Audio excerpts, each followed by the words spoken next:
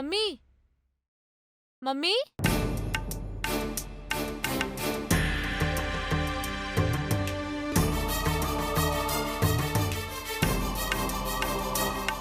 Mummy શું થયું mummy? કેમ તું ચૂપચાપ બેઠી છે? કેમ આટલી ઉદાસ લાગે છે?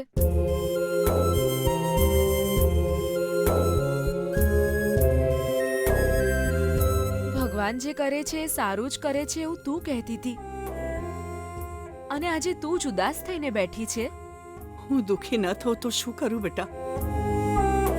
તારા પપ્પા જે પ્રસાદ લઈને ગયા છે એ મનમોહન ખાશે તો બધા કામ સારી રીતે પૂરા થઈ જશે, અને એમને આ ઘરના જમાઈરાજ બનતા કોઈ નહીં રોકી શકે એ શાસ્ત્રોમાં લખ્યું છે.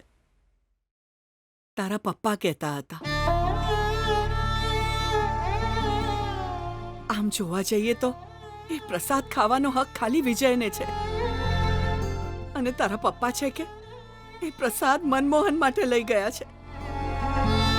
બસ આ બધું જોઈને મારા મનને શાંતિ કેવી રીતે મળે તું બોલ?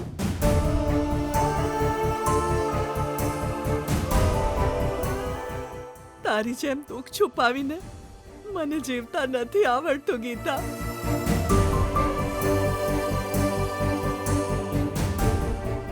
જો મને ગમે તેવી તકલીફ હશે હું સહન કરી લઈશ, પણ તને જરાય તકલીફ પડશે તો હું સહન નહીં કરી શકું બેટા, નહીં સહન કરી શકું.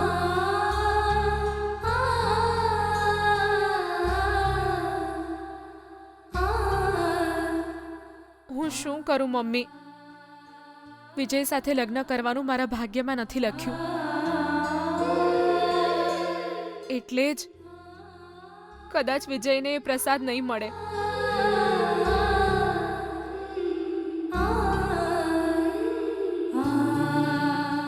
જો ભગવાનનો એ જ નિર્ણય હોય તો હું શું કરી શકું મમ્મી? તું મારી આટલી ચિંતા કરીને દુખી ના થઈશ મમ્મી. જે થવું હશે એ થશે, હવે ડરવાનો કોઈ ફાયદો નથી.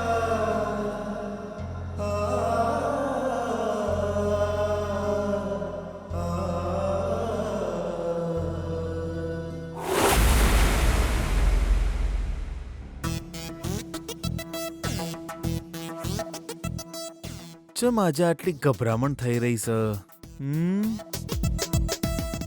કોક તો ગડબડ થવાની છે, મને એવો સંકેત મળી રહ્યો છે. પણ શું થઈ શકે છે?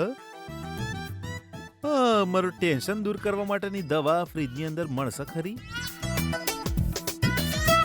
અંદર તો કોઈ નહીં. અંબુય નહીં, ભૂલી ગયો. હું નામ હતું આનું, ભૂલી ગયો.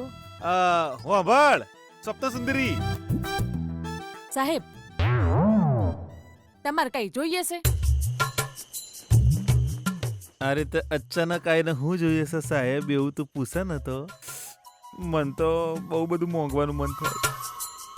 જો મને છે ને એવું કોક જોઈએ છે જે મારા પેટની બધી ગરમી ધડબડ ધડબડ ધડબડ કરીને બહાર કાઢી મેલે, અને પછી મારું મન હળવું હળવું થઈને નિરાંત થઈ જાય. બસ એવો જ કોઈ જ્યુસ બનાવી આલ મને. આની માટે તો તમારે ડોક્ટર પાસે જવું જોઈએ, એ તમને સરસ જ્યુસ આપશે સાહેબ. ઓહ રિયલી? હા.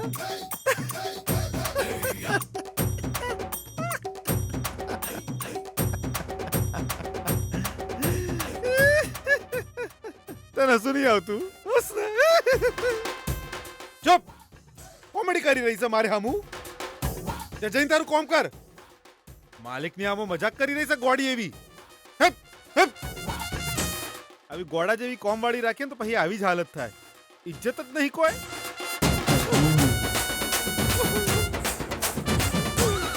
અંબુ તું ગોમડેથી પાછી ચાણાય. તારા વિના ઘર સૂનું સૂનું લાગે છે. અરે અંબુ, અત્યારે તું મારી હાથે હોત અને મને હૈયા ધારણ આલતી હોત, તમે વિજયની જાળમાં નહીં ફસાવ એવું કહીને મને એકવાર હિંમત આલી હોત ને તો મને કેટલી શાંતિ મળી હોત અંબુ.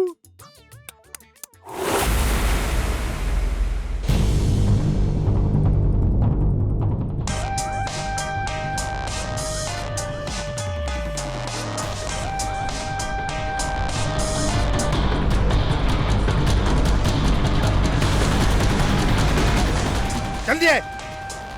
Slow motion. ખબર છે. સોરી સાહેબજી, હવે મારો ફોન નહીં આવે. કોમના ટાઈમે ફોન ના આવવો જોઈએ. મારથી બહુ મોટી ભૂલ થઈ જાય. આવું બધું કહીને મારા પગ પકડી છે ને. હું આવું કાંઈ જ કરવાનું નથી. હું આ ફોન ઉપાડી રહી છું. બાપરે. એ ઊભી રહે. ફોન ઉપાડ્યો ને તો આઈ બન્યું સમજી લેજે. પહેલા મારું જ્યુસ લઈ આલ, પછી ફોન ઉપાડ. અરે ઉભા રહો સાહેબ, કોનો ફોન છે જોઈ તો લેવા.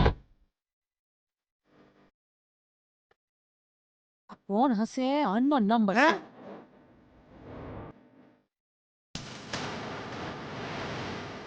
આનું ભાઈ તને ચમ ફોન કરી રહ્યા છે? હે? એવી ગાંડા જેવી વાતો કરો છો. અનનોન નંબર છે મતલબ કોઈ અજાણ્યા વ્યક્તિનો નંબર છે. આહા, હા.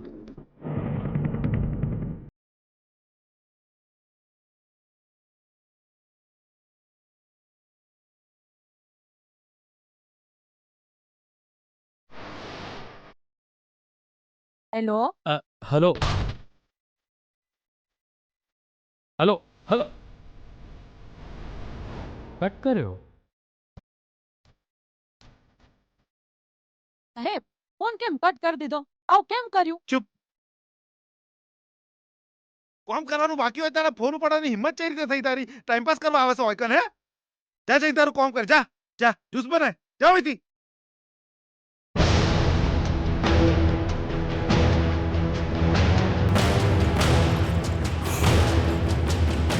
હારું થયું હોય કન હતો એટલે બચી ગયો. પહેલા ઓના મોબાઈલમાં મારો ઓલા નંબર બ્લોક કરવો પડશે.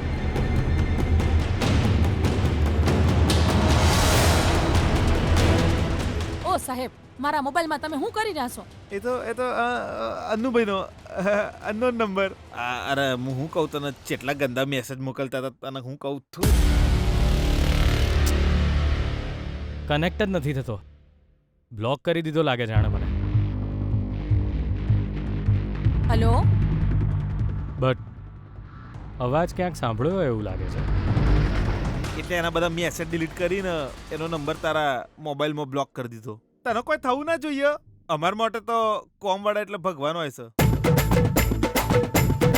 આ જ્યુસ લો.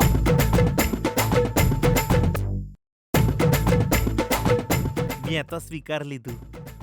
હવે તું પી જા.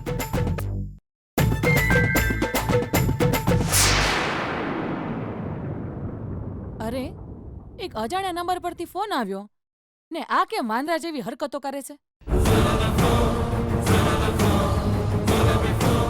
લેલા કોણ છે? કોણ છે આ લેલા?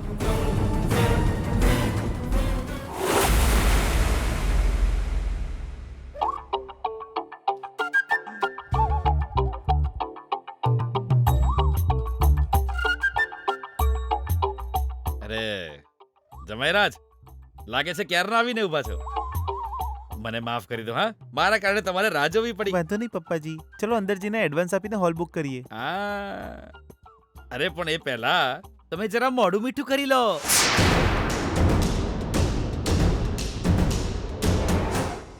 હા, આજથી લગ્નના કામની શરૂઆત કરીએ છે ને, એટલે જ મેં સવારે ઉઠીને પૂજા કરી હતી. હવે એનો પ્રસાદ એ જમાઈરાજ ખાય એ શુભ કાર્ય કહેવાય. હાલો.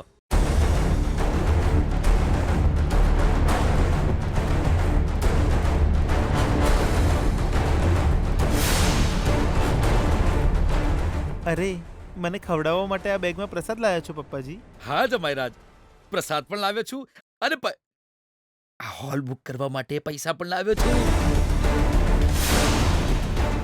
આજકાલ પેલી ચોરી બહુ થાય છે ને, એટલે જ બેગમાં સંતાડીને એકદમ સુરક્ષિત રીતે લઈ આવ્યો. ઠીક છે, તમે પ્રસાદ આપો પપ્પાજી. તમારા માટે જ છે. અરે તમે આ પ્રસાદ ખાશો ને એટલે તમારા અને ગીતાના લગ્ન ચોક્કસ થઈ જશે જમાઈરાજ. હા. એ ચોર, ઉભો રહે, એ પકડો, ઉભો રહે. પકડો.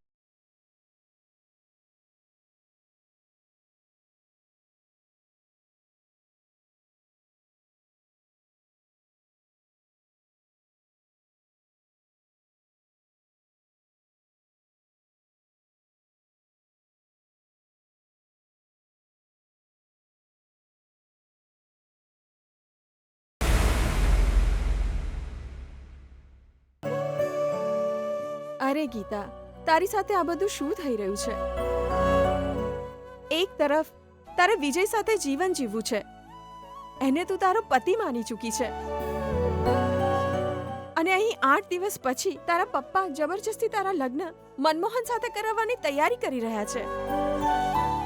ગીતા, ત્યાં પેલા વિજયના ફ્રેન્ડ્સ છે ને, એ બધા તો શરત લગાવી રહ્યા છે કે તારા લગ્ન મનમોહન સાથે થશે કે વિજય સાથે.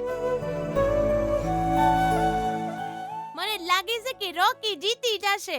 ગીતાના લગ્ન કદાચ મનમોહન હારે થશે એવું લાગે છે મને.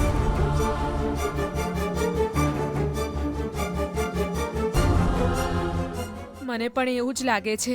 એનો મતલબ 8 દિવસમાં વિજય તારા પપ્પાનું મન નહીં જીતી શકે એવું લાગે છે તને? પપ્પાનું મન બદલાશે કે નહીં, કે વિજય જીતી જશે કે નહીં, એ બધી વાત છોડી દો તમે.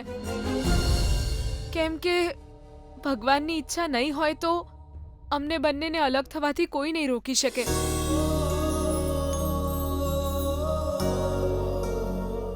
આજથી અમારા ઘરમાં લગ્નની તૈયારીઓ શરૂ થઈ ગઈ છે. શુભારંભનો પ્રસાદ પણ મારા પપ્પા જાતે બનાવીને પેલા મનમોહનને આપવા ગયા છે. મનમોહન એ પ્રસાદ ખાઈ લેશે તો મારા લગ્ન એની સાથે થશે એ નક્કી છે. કેમ કે ભગવાનની ઈચ્છા આગળ કોઈનું નહીં ચાલે. તું જરાય દુખી ન થા ગીતા. વિજય એવી પરિસ્થિતિ આવવા જ નહીં દે. આપણે ગમે તેટલી આશા રાખીએ, મનમાં એક ડર તો હંમેશા રહે જ ને. લગ્નની વિધિઓ પૂજાઓ મારા મનમાં વિશ્વાસને બદલે ડર પેદા કરે છે. એનો મતલબ મારી બરબાદીનો સમય આવી ગયો છે. ગીતા, આટલી જલ્દી તું હાર માની લઈશ? પણ હું શું કરું? પરિસ્થિતિ એવી છે કે બીજો કોઈ રસ્તો જ નથી. આગળ વધવા સિવાય બીજો કોઈ રસ્તો નથી. હું મારા પપ્પાને મનાવીને વિજયનો હાથ પણ નથી પકડી શકતી અને હવે ભગવાને પણ સાથ છોડી દીધો મારો.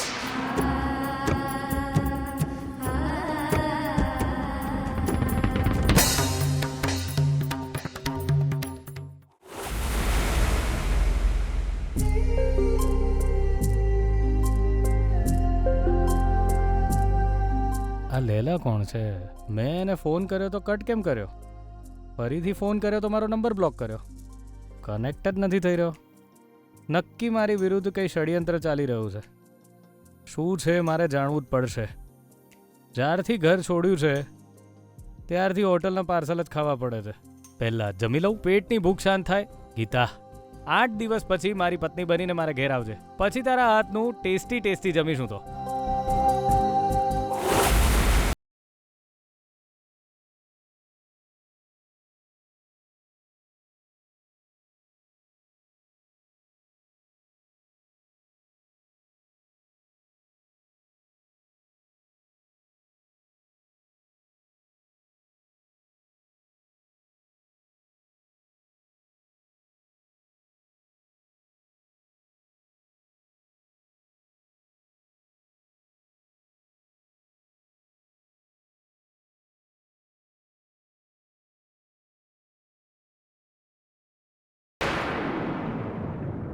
Hey!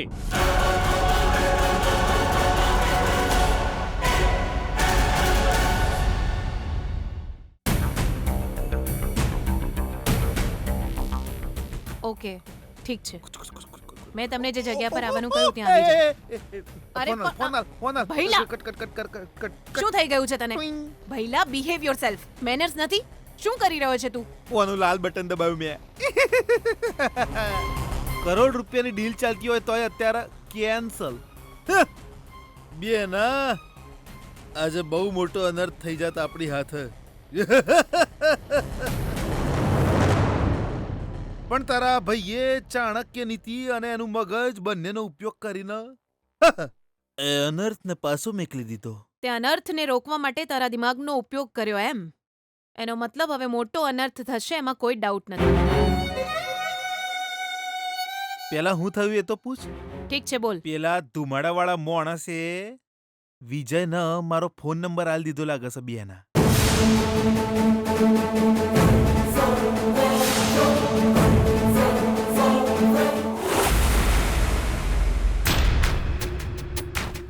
Hey!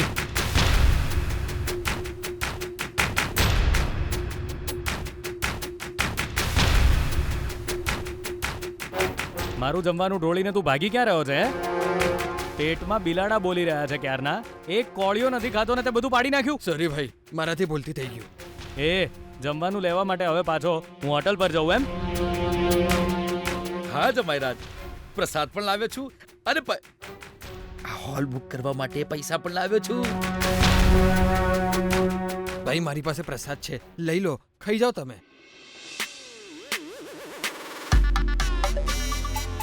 હે, ખરો છે તું તો યાર. મારી સાથે અથડાઈને મારું જમવાનું પાડી દઈ છે તને પહેલેથી જ ખબર હતી કે શું, એટલે તું પ્રસાદ તારી સાથે લઈને આવ્યો છે ને. માની ગયો તને. હા, સુપર સુપર. હું અહીંયા ખાઈ લઈશ. ખાઈ લો ભાઈ, હું જઉં છું ભાઈ. હા, જા જા જા. ઠીક છે ભાઈ. જમાઈરાજ, ઉભા રહો, જલ્દી આવો. જુઓ ત્યાં પેલો મંત્રીનો દીકરો છે આ તો. અલ્યા ધ્યાનથી જજે. એ વાંધો નહીં.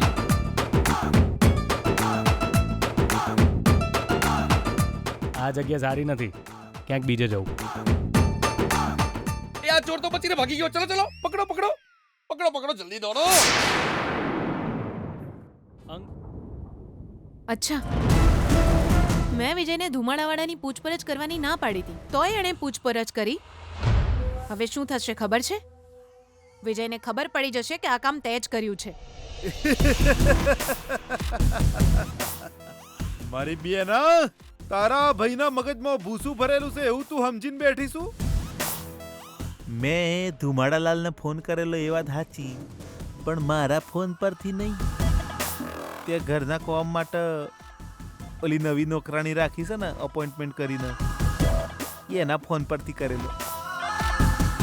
બેના તાર લાડ કુંવરનો ચકુનો નંબર મળી ગયો, પણ એ નંબર કુનો છે એને ખબર નહીં. અને એને આ નંબર કુનો છે એ જ જાણવા માટે ફોન કરેલો, પણ તાણે હું ત્યાં જ ઉભેલો. અને પછી મેં ફોન કટ કરી દીધો અને ચકુના ફોનમાં તાર લાડ કુંવરનો નંબર હંમેશા માટે બ્લોક કરી દીધો.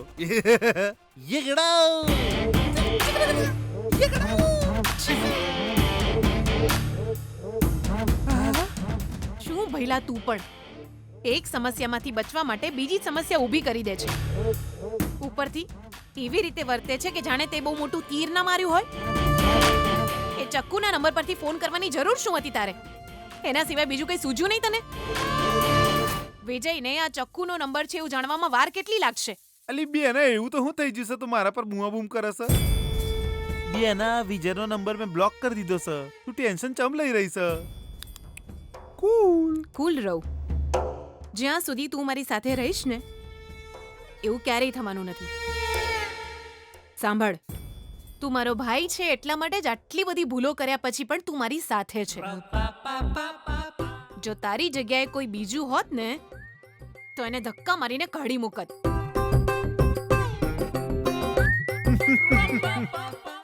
તું મને કારણ વિના વઢી રહી છે. એકચ્યુઅલી મો કહું છું.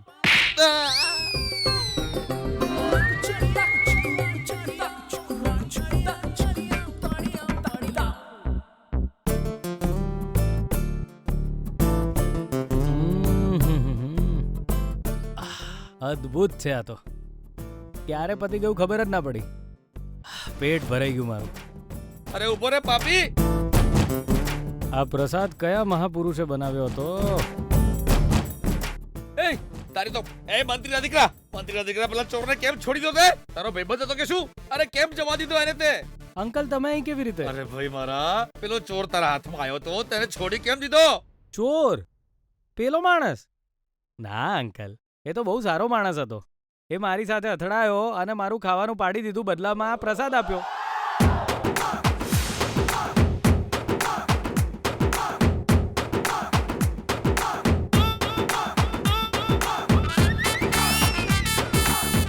અંકલ સુપર પ્રસાદ છે આ અંકલ. શું આ પ્રસાદ તું ખાઈ ગયો? હા અંકલ, બહુ જ સરસ હતો. તમારે ખાવો હોય તો તમે પણ ખાઓ, પણ ખાલી એક જ ચમચી વધ્યો છે.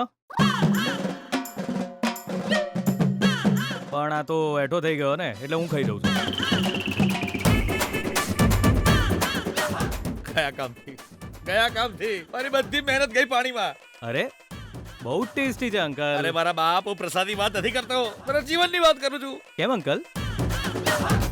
અચ્છા એ કહો, તમે પેલા માણસને ક્યારના ચોર ચોર કહી રહ્યા હતા, કેમ એવું કહેતા હતા?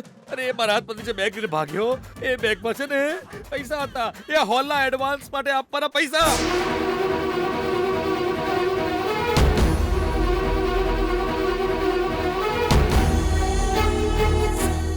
અરે હવે હું શું કરીશ મારા ભગવાન?